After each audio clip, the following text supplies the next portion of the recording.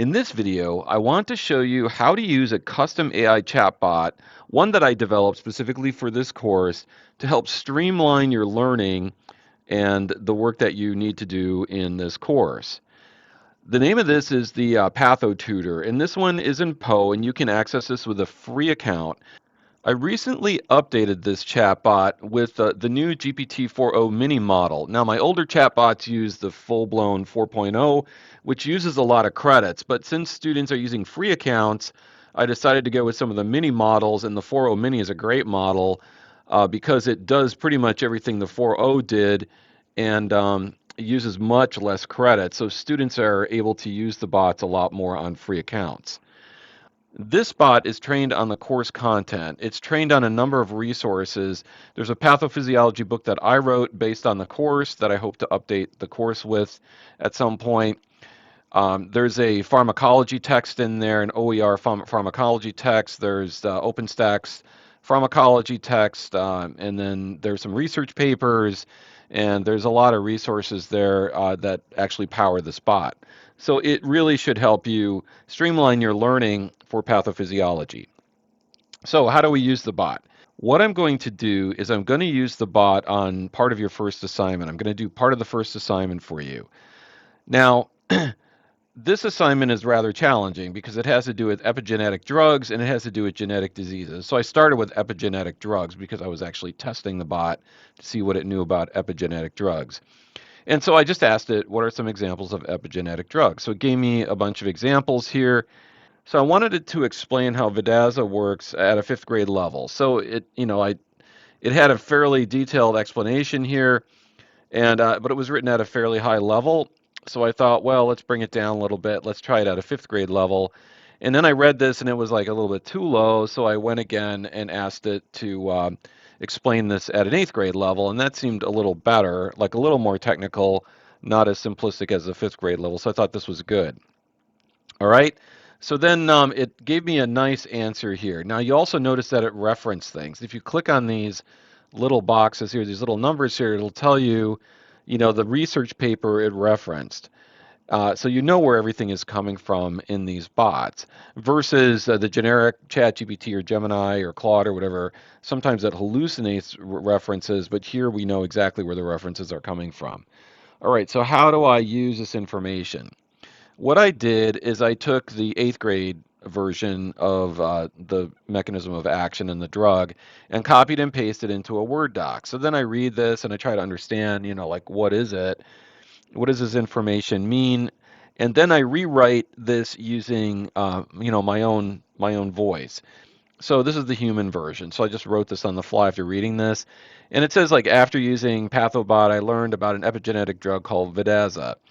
This medication is used to treat myelodysplastic syndromes and acute myeloid leukemia. Now, if you don't know what this is, you can always ask it, what is this? And it'll tell you. And then I said the drug uses a process called DNA methylation and works to alter the way our genes are expressed. I learned that methylation happens when methyl groups are added to DNA. This process can affect how genes are expressed, which is important since some genes cause diseases. And then, I misspelled it here. Let's just correct it. The drug works by going inside the DNA and prevents the methyl groups from attaching. And then here's the APA citation. So this is a little different as well because even though the bot is citing a research paper, I'm not going to cite the research paper because it's the bot's interpretation of the research paper. So I'm going to reference the bot. And it's a really easy APA citation. You just put the name of the bot and the year. Now, I'll show you later how to do the reference in APA style 2, and you can just use these references and citations over and over again if you're using the bot. All right, so the other thing is the other part of the assignment has to do with genetic diseases. Actually, that's the first part. So I asked it, what are some examples of genetic diseases? So it gave me some examples there. So I was interested in Lynch syndrome.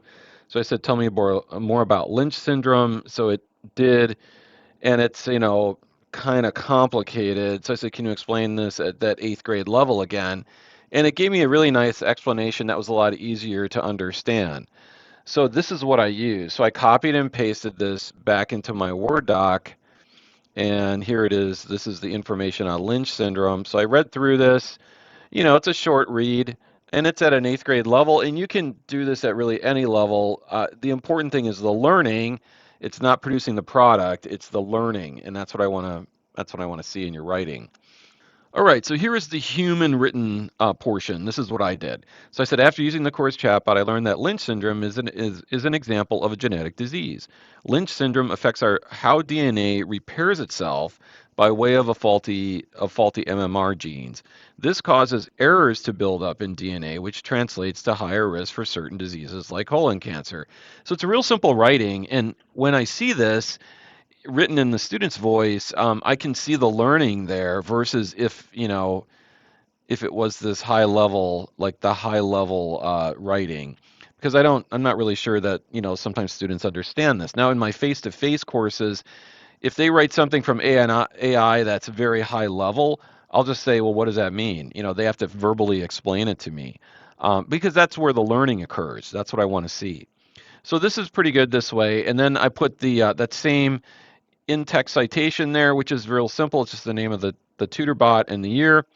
And then the reference is right here. So this is, I developed the bot so that you put my name, the date, and then you say it's an AI chat bot, and there is the link to it. So that way you can use this reference over and over again if you're using the course chatbot. So once again, hopefully the course chatbot will really streamline your learning. And it's like a personal tutor. So if you don't understand something, you can always ask it to explain it at different levels until you understand it. And then incorporate that in your human written, assignment. That's kind of what I'll be looking for in this course. So hopefully this helps. If you have any questions or anything, feel free to contact me via the inbox or my email. I'm always happy to help in any way I can. Hope everything is going well, and we'll see you in cyberspace.